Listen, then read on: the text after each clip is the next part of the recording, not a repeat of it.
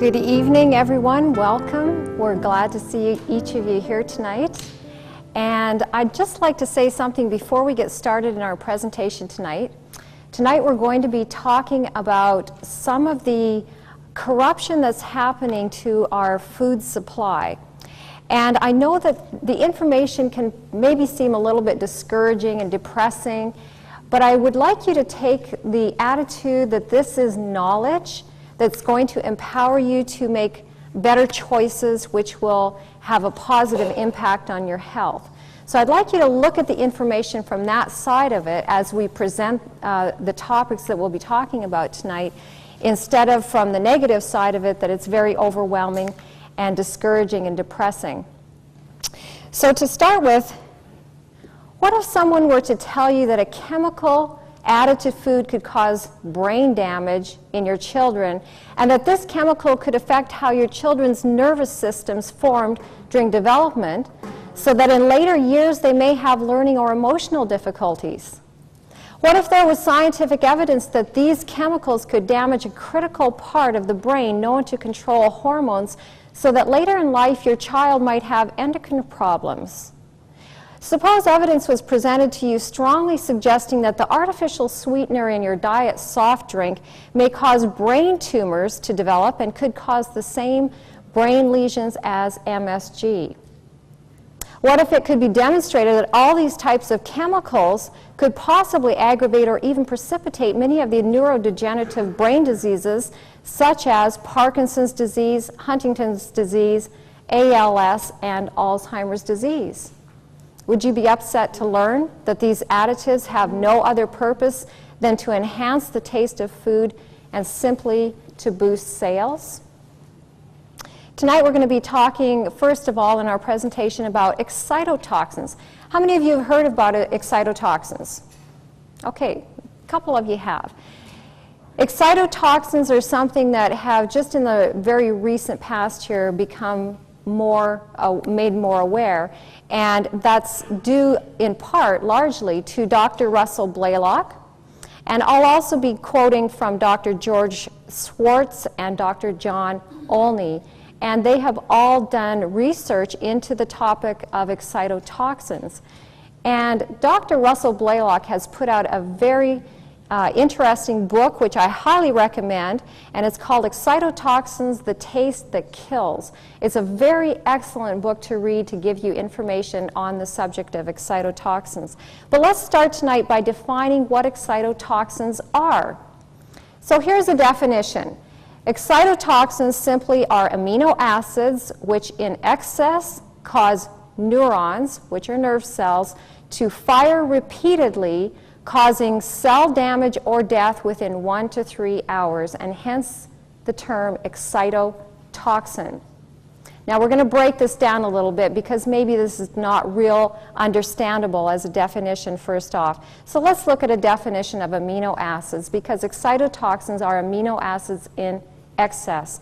Amino acids are basically the chemical building blocks that your body uses to build proteins. And proteins, of course, are used in the body for a variety of functions. Some form part of the membrane of the cell itself. Others may be used to form enzymes, hormones, and components of various tissues. So proteins are used throughout our bodies. And amino acids are simply the little building blocks. Proteins can be very simple, or they can be thousands of amino acids in size. It's simply, if another way of looking at it is kind of like the letters of the alphabet. We have letters in the alphabet that we can pull together and form words.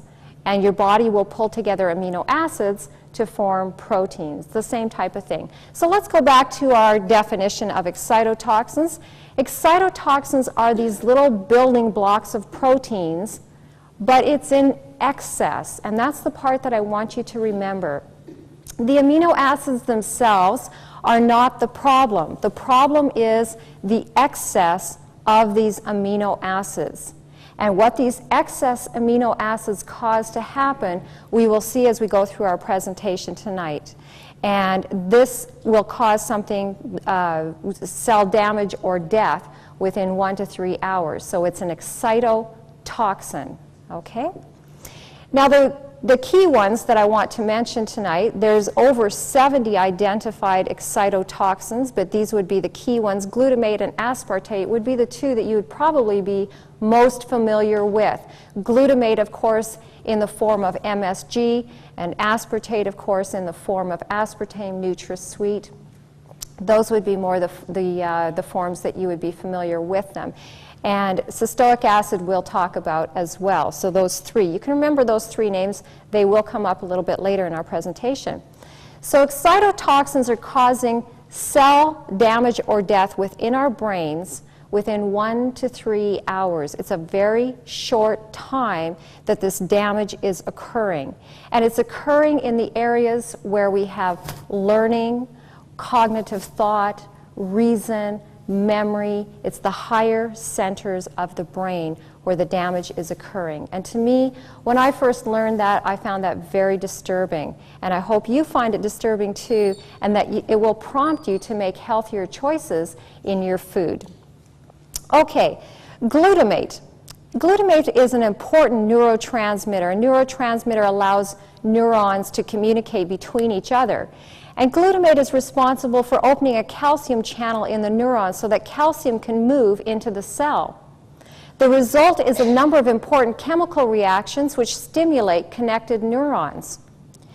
One of the products of these chemical reactions results in the production of free radicals, one in particular, hydroxyl, which left unchecked can kill brain cells.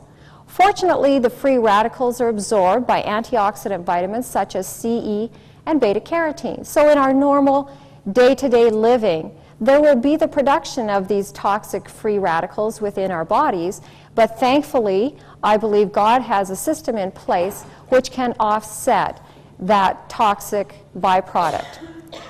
However, if glutamate levels become even slightly excessive, the calcium channels in some cells get stuck open, and that leads to destruction of those cells and the adjacent cells. And that's where the problem lies. Dr. Russell Blaylock has this to say: today, virtually all of the neurodegenerative diseases are now considered to be intimately related to the excitotoxic process. Seizures, headaches, strokes, brain injury, and developmental brain disorders are all intimately related to excitotoxins. I found that really disturbing when I heard that. Isn't that incredible? All of these neurodegenerative diseases that are so common and prevalent in our society today, he is stating, and Dr. Russell Blaylock, by the way, is a neurosurgeon, and he is stating this from his own experience and research, that these are basically all intimately related to the excitotoxic process. Now, why would these excitotoxins be in the foods that we consume anyway? How do they get in there? Why would manufacturers want to put them in there if it's going to cause such a problem in our bodies? Well, basically this: because these particular amino acids are stimulating, they cause the brain to have an enhanced sense of taste. We don't actually taste with our mouths, although that's where it appears that we taste. Our taste buds simply transmit a chemical signal to our brain, and our brain then interprets that signal. So our brain is actually telling us if something tastes good or not. And what is happening is these excitotoxins are causing our brain tricking our brain to think that foods that normally would not taste good, would not be appealing to us, these are now suddenly very appealing. And excitotoxins, these excess amino acids, are often placed in foods such as diet foods. Diet foods, once they take out the sugar or the fat, they can be very bland tasting foods. And so they will put these amino acids in order to stimulate the brain's sense of taste. And therefore, the body thinks that this is something that tastes good, we think it tastes good, and we will continue to eat it. Haven't you ever wondered about some of these diet foods? You can eat a whole chocolate cake and it only has 2 calories. Doesn't it make you wonder? There's something wrong with that. Something in the manufacturing process is wrong. Now here's a list of persons who should avoid excess-free glutamate. So if you find yourself on this list, you should be avoiding excess-free glutamate.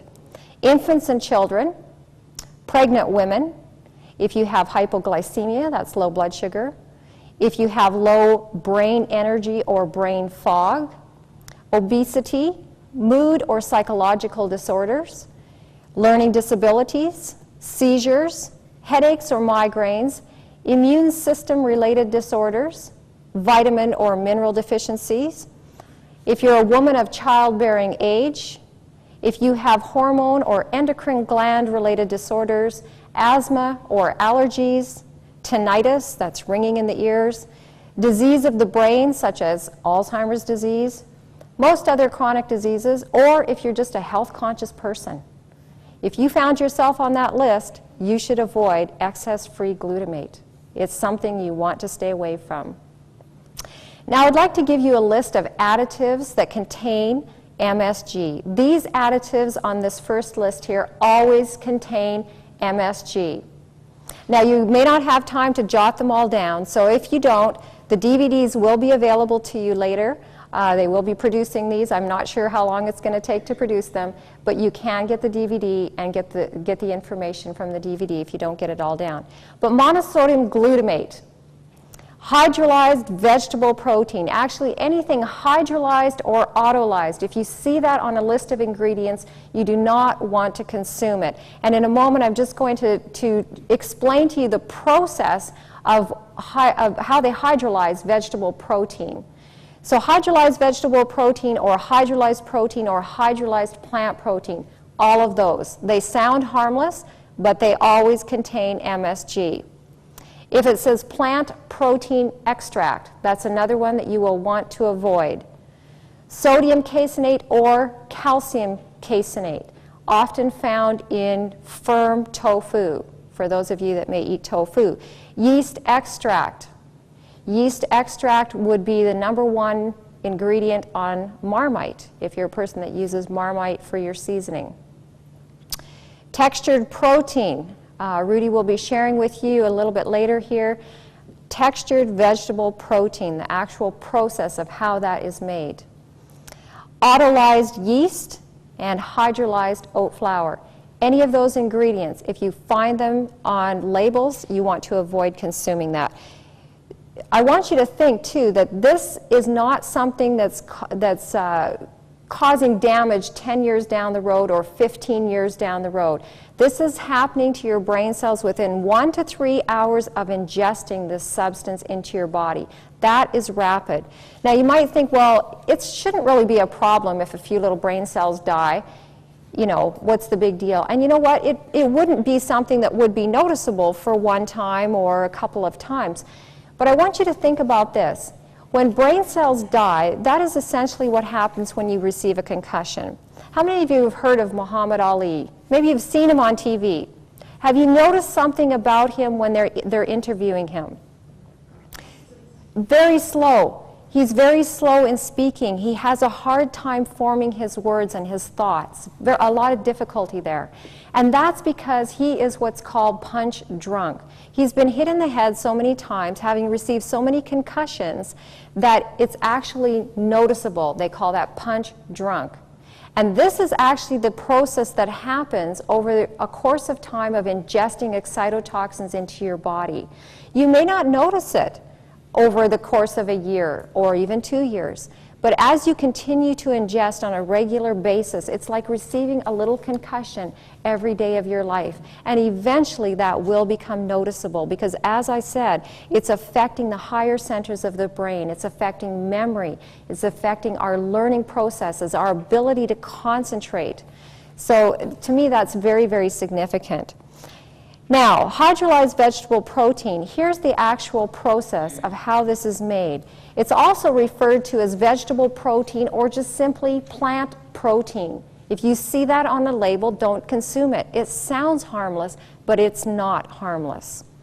It's made from junk vegetables, which are unfit for sale, and especially selected so as to have naturally high contents of glutamate. Remember, the manufacturer wants you to have an enhanced sense of taste so that you will enjoy eating this food and you will continue to eat this food. Okay? The extraction process of hydrolysis involves boiling these vegetables in a vat of acid. This is followed by a process of neutralization with caustic soda. The resulting product is a brown sludge that collects on the top. This is scraped off and allowed to dry. The end product is a brown powder that is high in 3 known excitotoxins, and we heard these earlier: glutamate, aspartate, and cystic acid, which converts in the body to cysteine. These are 3 of the most potent excitotoxins. And this is found in, this is essentially what hydrolyzed vegetable protein or plant protein is, if you see that on a label. So especially check things like soup mixes, flavorings, things like that. Those are usually where you're going to find these high amounts of excitotoxic additives. Now here's additives that frequently contain MSG. Malt extract or malt flavoring. Bouillon, if it just says bouillon, if it just says broth or stock on the ingredient list, or flavoring. Oftentimes it just simply says flavoring. That's something you want to avoid. Natural flavoring. Natural flavoring sounds so harmless. It's natural flavoring. And yet it contains anywhere from 20 to 60% MSG. Isn't that incredible? 20 to 60% MSG. Natural beef or chicken flavoring, or if it just says seasoning or just spices. Those are additives that you will want to avoid. Now, commonly when you go to eat Chinese food, they will have MSG in their foods. You can ask them to prepare the food without MSG. And you should actually always check when you go into a restaurant to eat food if they are using any MSG in their food, because that is a common additive that is used in the foods. These are additives now that may contain MSG or other excitotoxins. Carrageenan, also some people pronounce it carrageenan. Carrageenan is, it comes from a red moss, like a moss. And it's used in a number of things. Soy milk is a very common place to find this additive. You want to check your ingredient list if you're consuming soy milk. Another place that you will find carrageenan is the #1 ingredient in EAMS gelatin, E-M-E-S gelatin. If you use that gelatin, which was typically promoted as a vegan gelatin, that gelatin actually is, the main part of it is carrageenan, and that is an excitotoxin. If it just says enzymes on the label, now I don't want you to confuse this with enzymes that you would go into a health food store to purchase. So if you went to the health food store and purchased, say, digestive enzymes, that's completely different. But if you're looking at a food product and you're reading the label and you're reading those ingredients on the label and it just says enzymes, then that is something you want to be concerned about. Okay, that's the difference there. Soy protein concentrate, soy protein isolate. Now, a lot of people use the seasoning Bragg's in their products, and that has been promoted as a health product. I personally cannot feel comfortable promoting that as a health product. A number of years back, a doctor that we worked with in California had spoken to us about this product. We were using it, and he had stopped using it. He said it was a soy isolate. As soon as I heard that, I stopped using the product. And when we returned to Canada sometime later, I thought I would contact the manufacturer and ask them the question if this was indeed a soy isolate. Unfortunately, they were very unwilling to talk to me about that question. In fact, they were very aggressive in denouncing people who had anything to say that was negative about their product. And so I cannot recommend that product as being safe to use. So if you use Bragg's, I recommend switching to a Tamari that says on the label whole soybean, from whole soybean. If it says from whole soybean, it's not an isolate, okay? So I would recommend switching to that. Whey protein concentrate, again, is something that you would want to avoid. Those are additives that may contain MSG or other excitotoxins. Dr. John Olney had this to say. He says, the amount of MSG in a single bowl of commercially available soup is probably enough to cause blood glutamate levels to rise higher in a human child than levels that predictably cause brain damage in immature animals.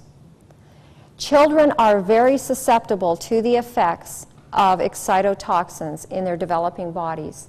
And he is saying here that in experiments that were conducted on immature animals, the levels that predictably would cause brain damage, a bowl of soup would cause the level in a human child to rise higher than that level.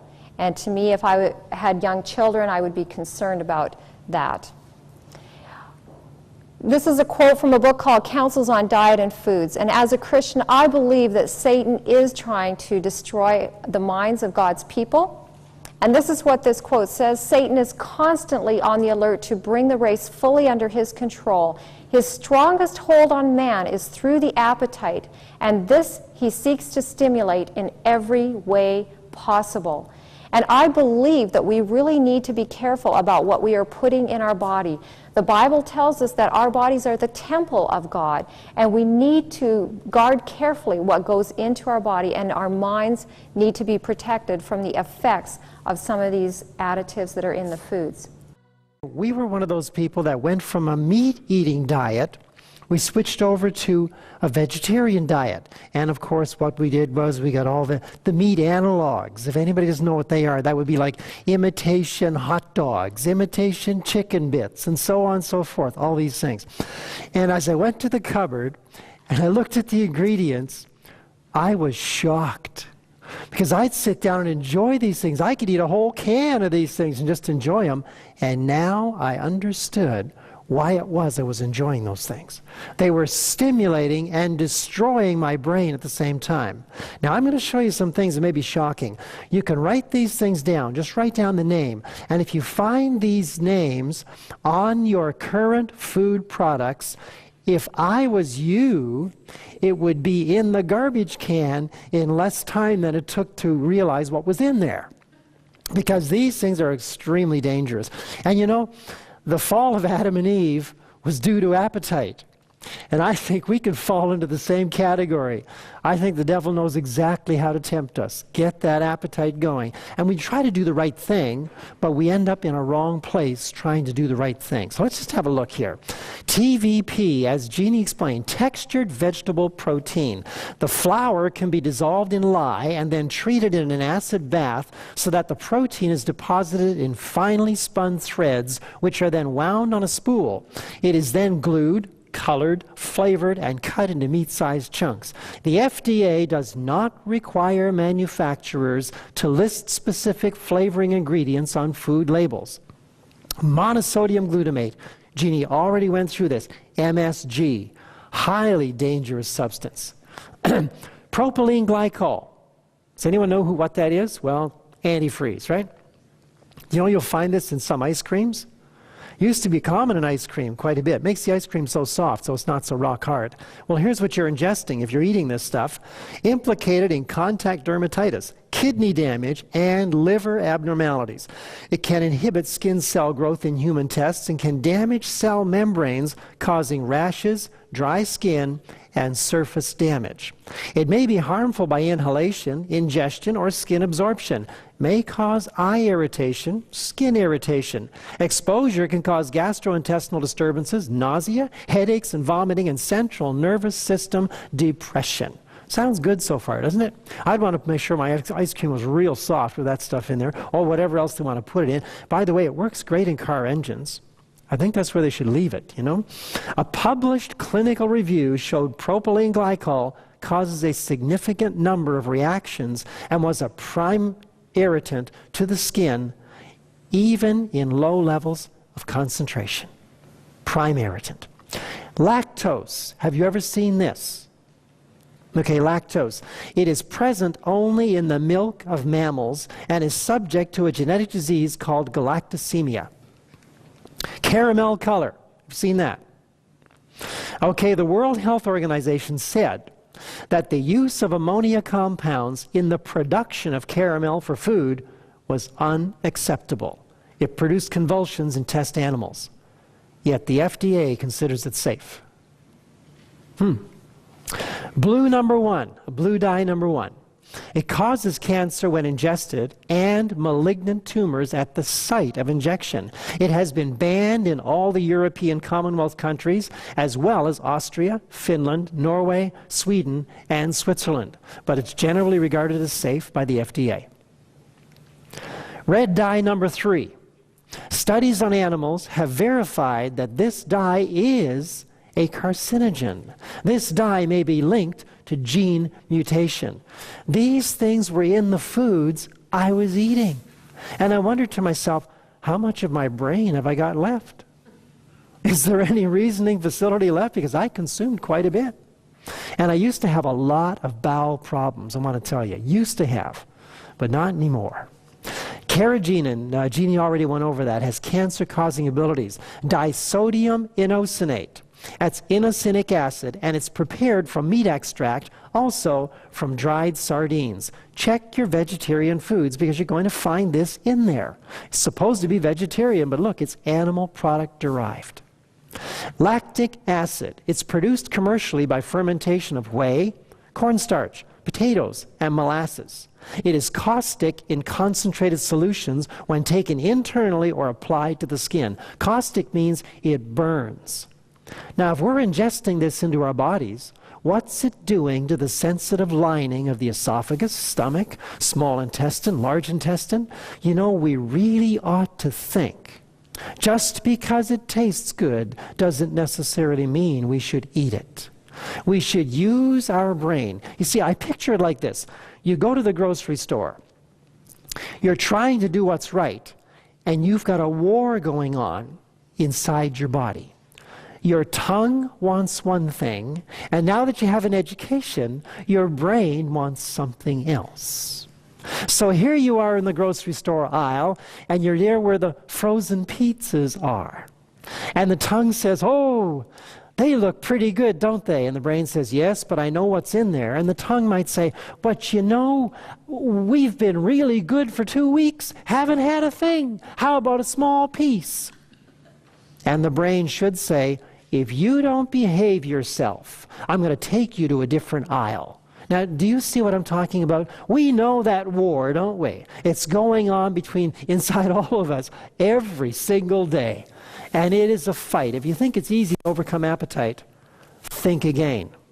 It takes determination, and it takes really putting in the good and doing your best to stay away from that which is not so good. Okay, I've stressed that earlier, and I'll stress it again. Sometimes a person is watching the DVD, just this particular DVD, and this is a help. Don't focus on quitting the bad. Add the good, and add enough that you're full of it. And then you won't require the bad or even desire it as much. Okay, another one here. Potassium chloride. Small intestinal ulcers may occur with oral administration. Large doses ingested can cause gastrointestinal irritation, purging, weakness, and circulatory collapse. Now, don't you want to go out and have a mouthful of these ingredients? Just makes you want to, oh boy. but they are very harmful. So I won't condemn any companies, but I'll educate you so you can go out and make your own choices, okay? Does that sound good? Do you feel thrilled that you've learned about what's in your food now? And when you go home to your closet, you may say, or to your cupboard, you may say, oh, I kind of regret having attended that meeting tonight because I know what I've got to get rid of here. Put it in the garbage. Your body will thank you for it later on. And here's Jeannie with some more information, and this is mind-boggling what you're about to hear. There's some really good books that I would recommend for you. One in particular that you might want to take when you do your grocery shopping, and it's called A Consumer's Guide to Food Additives. Consumer's Guide to Food Additives. Ruth Winters is the author of that book. And when Rudy and I first discovered all the additives and the harmful ingredients that were contained in foods, we would take this book with us when we went shopping. And it would take us a long time to get our groceries because we would read every label. But you know, eventually you start to become familiar with those things that are harmful, and just one look at it and you know right away. And a good rule of thumb is this: if you can't pronounce the word, chances are it's not going to be good for you. So if you don't know what it is, you don't know what it's going to do, don't eat it because it's probably harmful to your body. But I would recommend take that book with you. Even if it takes you longer to do your groceries initially, that's okay. You'll get used to the labels, you'll get used to those ingredients, and eventually it's going to become quite quick to do your groceries. You won't have to take the book with you. I mean, we only did probably for a couple of weeks, we took the book with us. But it's worth it. It's worth it for your health and for your body. Okay, we're going to talk now about a subject that a lot of people, some people know a little about, some people know more about, genetically modified foods. How many of you are aware of genetically modified foods? Okay, good. Actually, quite a few of you are. That's great. Genetically modified foods. We haven't maybe heard so much about it in this country as they have over in Europe. It's been a big debate over in that country in the end of the 90s over there. And you'll see as we go along, we'll talk a little bit about that. Genetically modified foods. Walk through the aisles of any supermarket. Sit down to eat in just about any restaurant, school cafeteria, workplace lunchroom, hospital, or airplane. Open your cupboards and refrigerator. Look at what's cooking in your oven, microwave or frying pan, or what's on your fork, your spoon, in your cup, or in your drinking glass. You can't see, smell, taste, or feel the difference. And you can't read about it on food labels or restaurant menus. But you and your family are now part of a vast culinary and biological experiment, dining on an expanding menu of genetically engineered foods. Foods that are unlike any foods consumed in human history. There have never been foods like this in all of human history as what we are consuming now. And at least 70%, and I believe that's a very conservative estimate, of our processed foods contain genetically modified ingredients in them, or derivatives of genetically modified foods. Over 70% contain that. So what is genetic engineering? And what do you think of genetically modified foods? Personally, I think the jury is still out on them, and I think there's still areas that need to be further investigated over the long term. I'm a little bit skeptical of genetically modified foods. I like things natural. I don't have a huge problem with it, as long as there's no preservatives. I don't know. I know we sell them at work. That's all I know, right? I think it's a ripoff. It's not good for us. I don't know that much about them, but I'd rather see things done naturally rather than through chemical changes. So.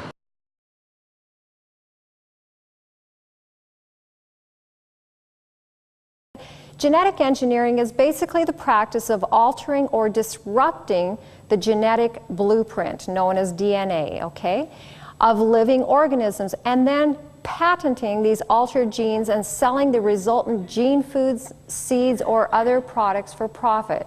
So basically what they're doing is they're taking the blueprint for life, They're altering that slightly, and then with that altered genetic blueprint, they're putting a patent on it, and then they're selling that for profit. That's basically how it works.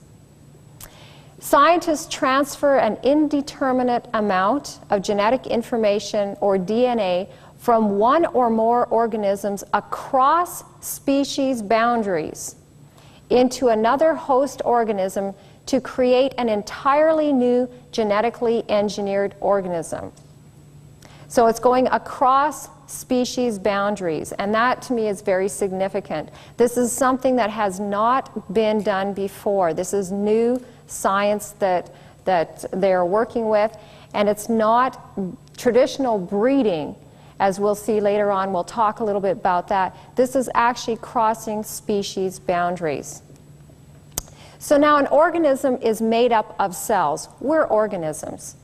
Every cell contains a nucleus, and within the nucleus is found the DNA of an organism.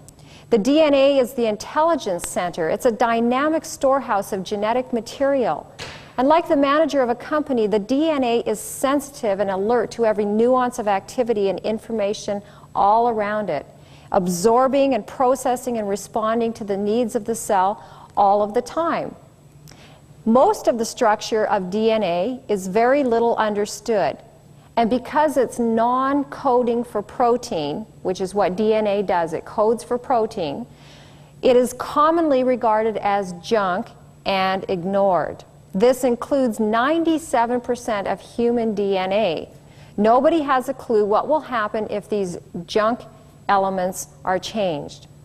So basically what happens is in the DNA, it codes for protein. That means it will, there's a section of it, and it has a code, and it will make a protein from that code.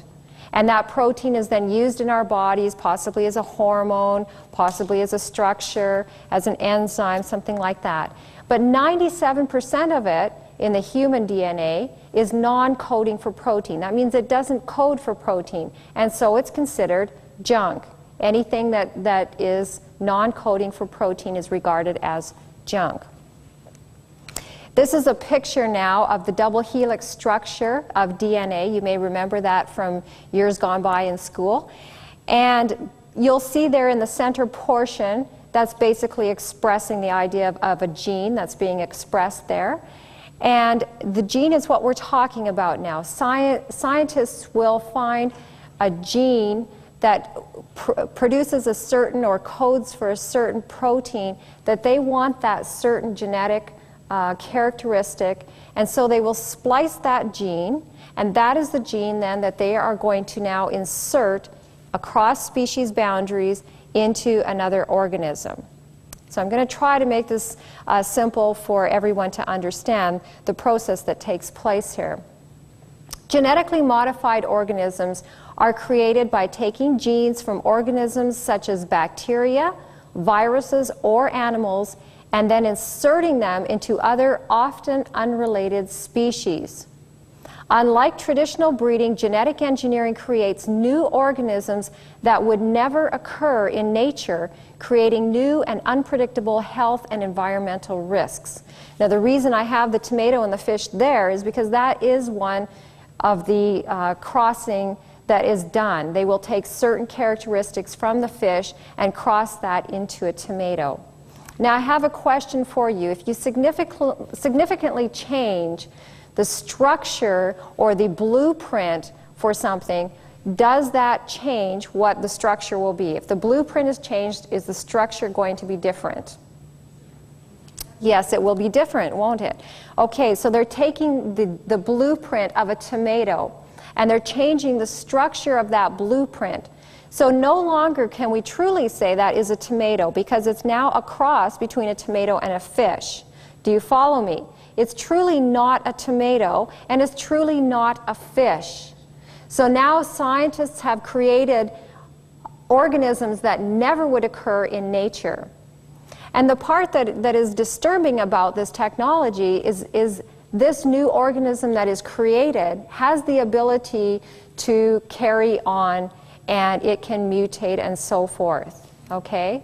It's unlike traditional breeding where, say, they would cross something and it would only have a generation, and that was it. It could not keep perpetuating. So how do scientists transfer genes into the DNA of another species? Well, one common method used to insert genes is to blast them into the DNA with a .22 caliber gene gun. Scientists first coat thousands of tiny shards of gold or tungsten with the foreign gene. Then they point it at a dish containing thousands of unsuspecting cells and fire, hoping that at least some of the foreign genes will end up in the right place in at least some of the DNA. And this is, by the way, what the biotech industry refers to as their highly precise method of gene transfer. Isn't that scary? Okay.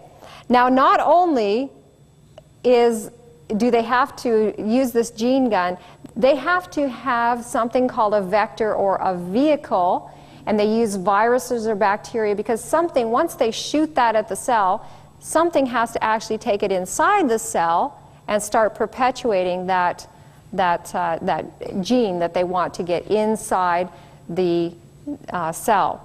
So they have something called a vector or a vehicle, and they will use viruses or bacteria as the vehicle. Viruses typically get into the DNA of a cell, and that's where they will start to change things, and this is what scientists are trying to do.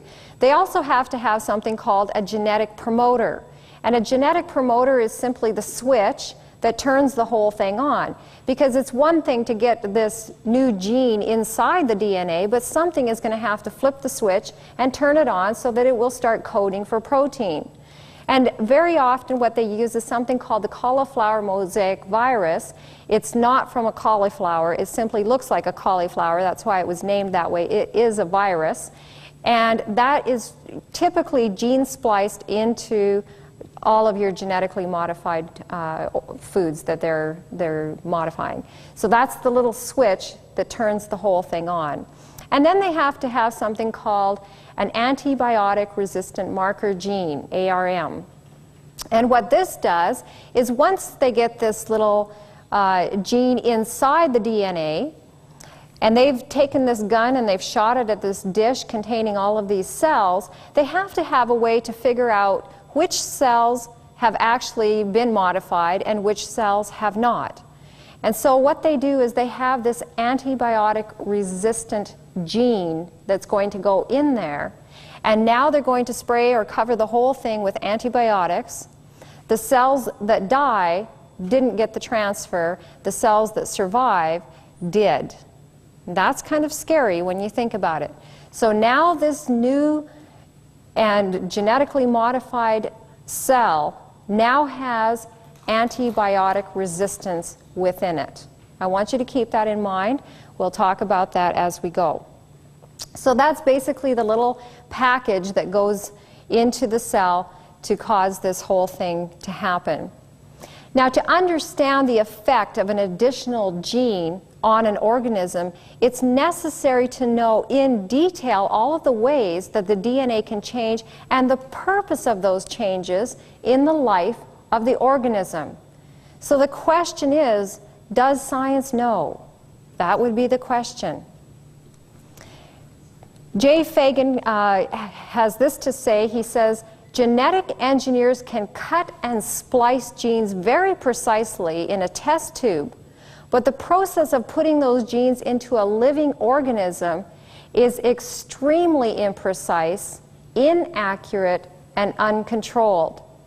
Once a gene is inserted into an organism, it can cause unanticipated side effects. Mutations and side effects can cause genetically engineered foods to contain toxins and allergens and to be reduced in nutritional value. Charlie Connick of Greenpeace had this to say: after years on the market, Monsanto, and Monsanto is one of the largest biotech industries out there, Monsanto reveals that neither the industry or the regulators actually know what genes are in GMOs. Isn't that kind of scary? One of the first early genetic engineering experiments illustrates the perils of attempting to transfer genetic characteristics from one species to another. This happened in the 1980s, and the USDA scientists, they transplanted human genes, and these are genes that were supposedly associated with human growth. They transferred these genes into pigs. The idea was to help make these pigs rather grow faster, and thus to increase the profitability for farmers. Unfortunately, the outcome of these experiments was not what the USDA scientists expected. In one infamous incident, instead of the super pig they hoped for, the pig that resulted from this gene experiment developed into a deformed creature, one that was excessively hairy, lethargic, riddled with arthritis, apparently impotent, and slightly cross-eyed. And as if that weren't bad enough, the pig could barely stand up, according to reports. We actually have a picture of this pig, and I was hoping to get it into the program and didn't actually get a chance to get it in there, but we do have a picture of this pig, and it was a deformed creature, terrible to look at. And scientists thought that they knew specifically what this gene would do. They removed it, the specific gene associated with human growth, and they felt that it should have simply caused growth within that pig. But obviously the whole process within that, something is happening that scientists are not understanding, the whole process of what is taking place, and it's very imprecise, as has been mentioned, and uncontrolled. Dr. Arpad Pusztai, has anyone heard of him? Okay, one hand went up there. He was actually a very well-respected scientist. He practiced at the Road Institute in Scotland. He had over 300 published, peer-reviewed articles in scientific journals.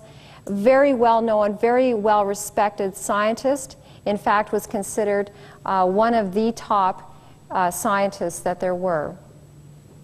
And Dr. Pusztai and his wife, actually, she as well was a senior scientist at the Rowett Institute in Scotland. And their group received a large grant to study the effects of genetically engineered foods, and basically the idea was to study these foods to determine if they were indeed safe. And Dr. Pusztai actually was quite happy to do the research because he did not have a lot of concern about genetically engineered food. And so they began their research. And partway through their research, he came up with some disturbing results that began to really concern him. And to make a long story short, he eventually shared this with the public through interview. And this was made broadcast. And his concerns were very valid. I will show you in a moment what his concerns were. The interesting thing was, instead of the Institute giving him honors for what he had discovered, instead of them recognizing what had been found and applauding the efforts that had been made, he was actually fired from his job, both him and his wife. All of their work was confiscated, their computers were seized, their work was seized, the doors were locked, and he had a gag order placed on him. He was not allowed to even speak about what he had found. And I will share with you what he came up with, the key points of what he discovered. He discovered that there are significant chemical and compositional differences between conventional and genetically engineered food. That means a conventionally grown food and a genetically engineered food, there would be significant differences between those foods, okay? There are significant nutritional variations or protein levels in different batches of the same GE food. That means a genetically engineered potato, different batches of that same genetically engineered potato had significant nutritional variations or protein levels. And this was likely caused by the inherent unpredictability of the gene splicing process itself, because that's very inaccurate and uncontrolled, as we've seen the statements. He also found that there can be damage to the vital organs and immune systems of lab animals fed genetically engineered foods, and in this case he was using potatoes. Now, I want to share with you that this damage to the vital organs and the immune systems happened in 10 days. This was not a long process of years. It happened in 10 days. And again, this is very disturbing because it has to make you wonder, as you're consuming this food, what is it doing to your body? What is it doing to your vital organs? What is it doing to your immune system? You need your immune system to be well and healthy. And we can't afford to be consuming things that will damage our immune systems.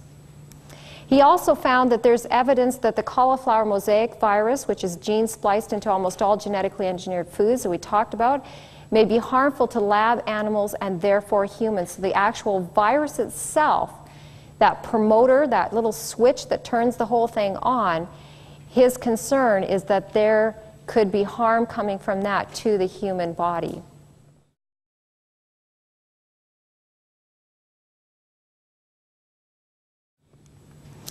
Now, here are some of the dangers of genetically modified foods. First of all, unpredictable, permanent changes in the nature of our foods. These are permanent changes. This is not something that we can recall once it's out the lab doors. Genes from bacteria, viruses, and insects which have never been a part of the human diet are being spliced into our food. These are not things that we were meant to consume, and these are not things that we have ever consumed in human history. Deletion of important food elements. Genetic engineers may intentionally remove or inactivate a substance they consider undesirable in food. This substance may have an unknown but essential quality, such as natural cancer-inhibiting abilities. They're not always trying to turn something on within a cell or within the DNA of that cell. Sometimes they're actually trying to suppress something in there. And this is what one of the concerns is, one of the dangers, that they may unintentionally suppress something that is very needed for our protection. Unanticipated negative ecological impact. A genetically engineered bacterium developed to aid in the production of ethanol produced residues which rendered the land infertile. New corn crops planted on this soil grew 3 inches tall and fell over dead.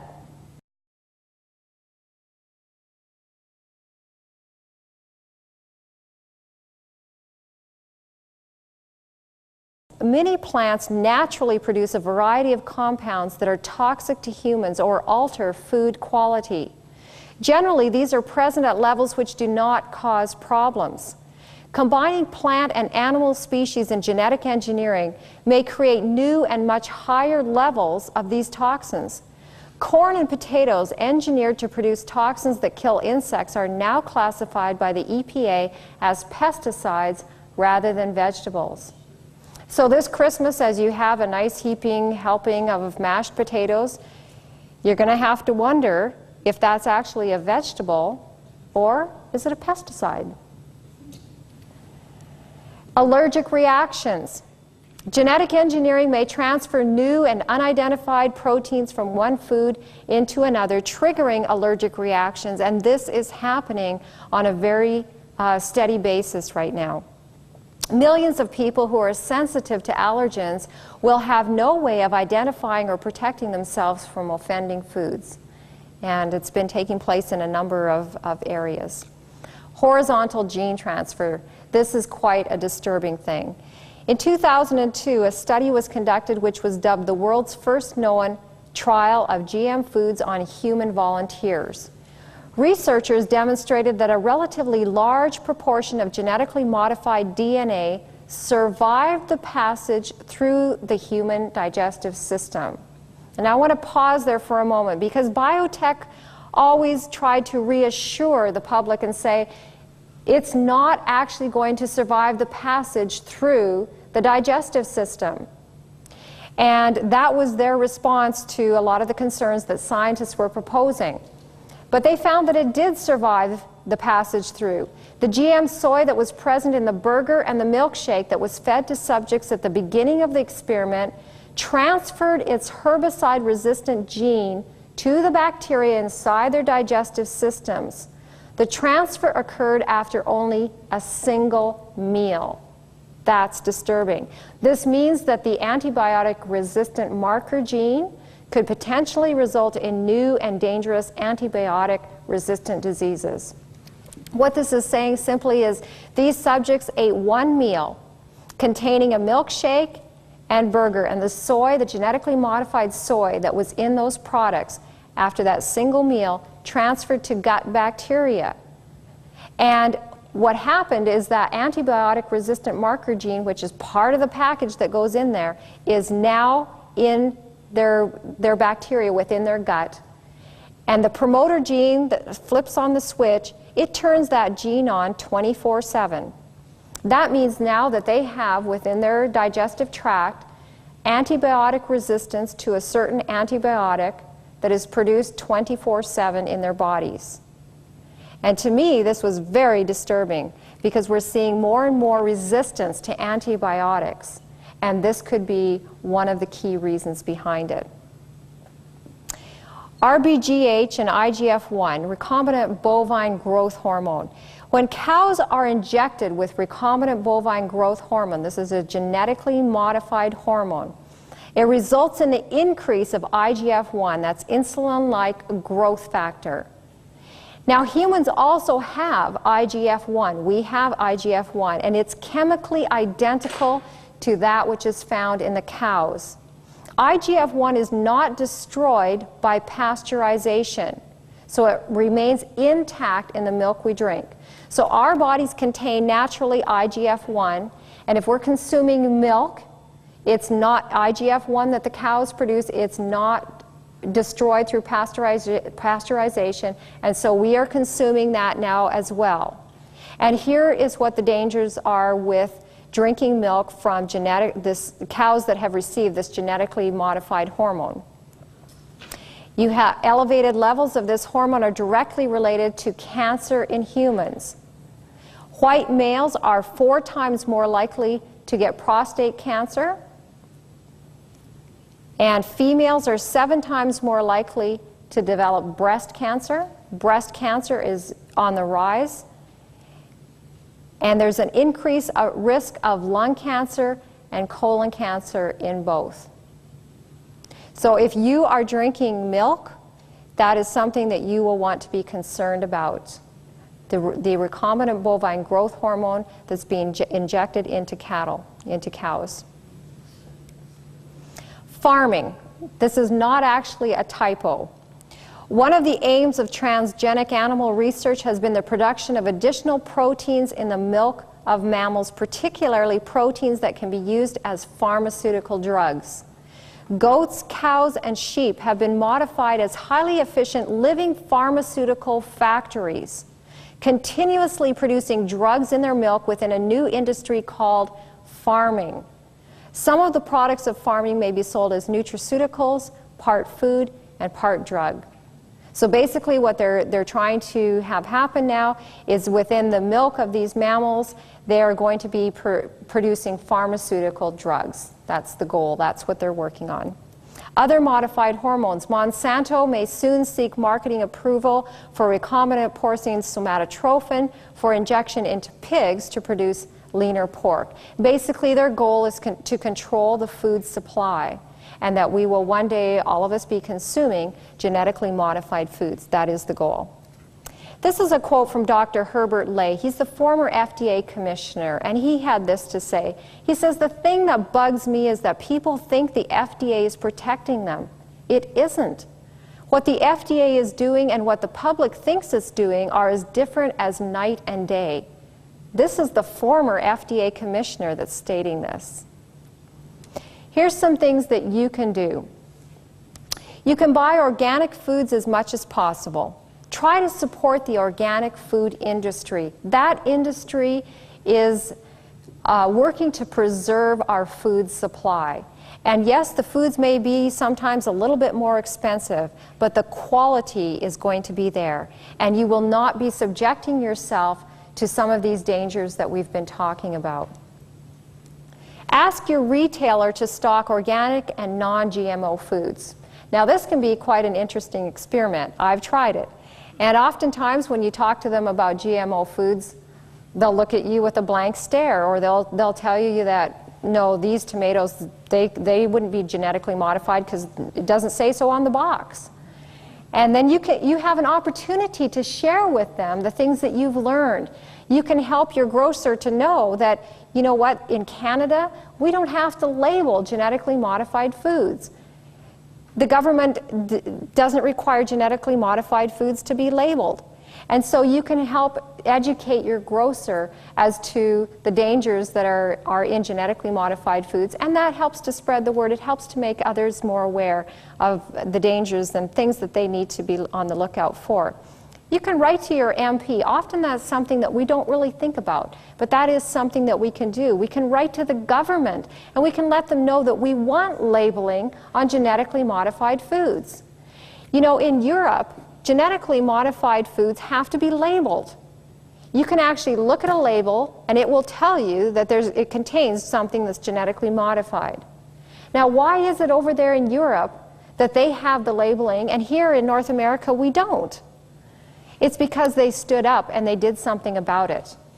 And I have videos that show individuals, they actually chain themselves to shopping carts. Now, I'm not recommending that we go out and do this, but they actually did a lot of protesting. People got involved. Another video that we have, they show a whole field of a genetically modified substance that was being grown there.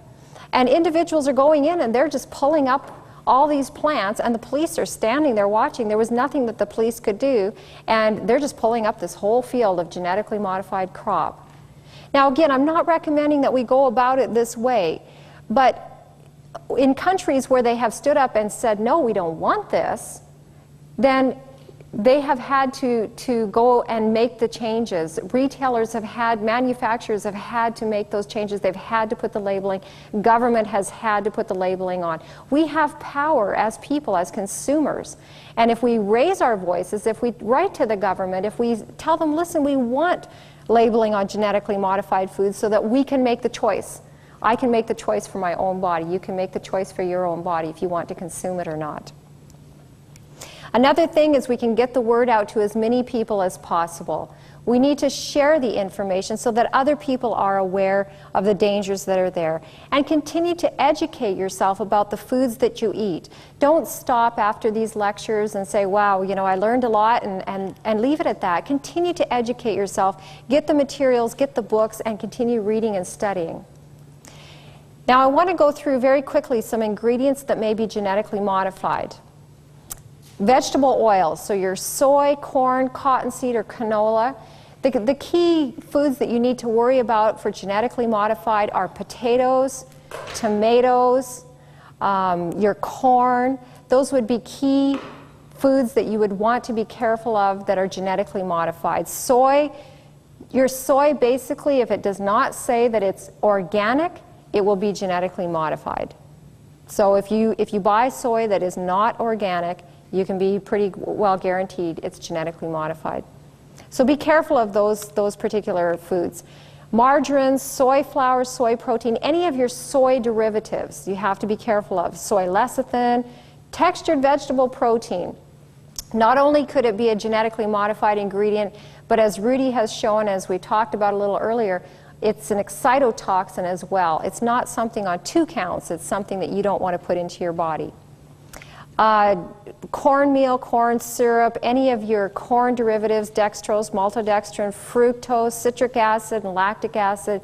Food additives, you want to be careful of those because they could come from genetically modified sources. Enzymes and flavorings, again, they can be genetically modified, but they are also excitotoxins. So there's 2 counts there why you wouldn't want to consume anything that just said straight enzymes or flavorings. Processing agents, the sweetener aspartame, that's an excitotoxin as well. Rennet used to make hard cheeses. Meat, eggs, dairy products from animals that have eaten genetically modified feed. And then dairy products, of course, that have received injections of recombinant bovine growth hormone. So you may find those ingredients in foods such as infant formula, salad dressing, bread, cereal, hamburgers, hot dogs, margarine, mayonnaise, cereal, crackers, cookies, the list goes on. Processed foods. Processed foods are your key areas that you're going to have to look for these derivatives. And of course, if you're buying fresh corn, fresh potatoes, fresh tomatoes, generally you don't buy fresh soybeans, but if you were, those would be your foods that you'd want to be very careful of.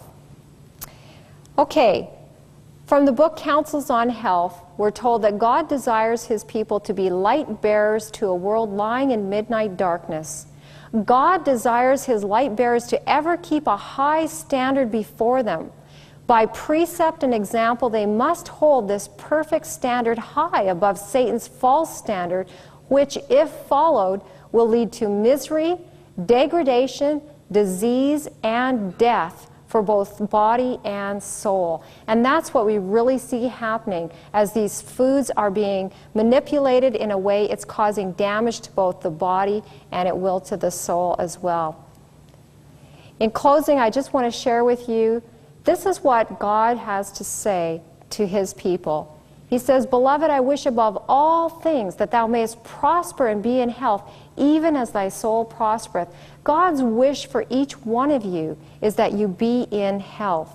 And so I encourage you that with this information that you don't look at it as something that is discouraging, but instead look at it as something that's empowering you to make healthier choices, that you can have that healthy body, and that's God's wish for you.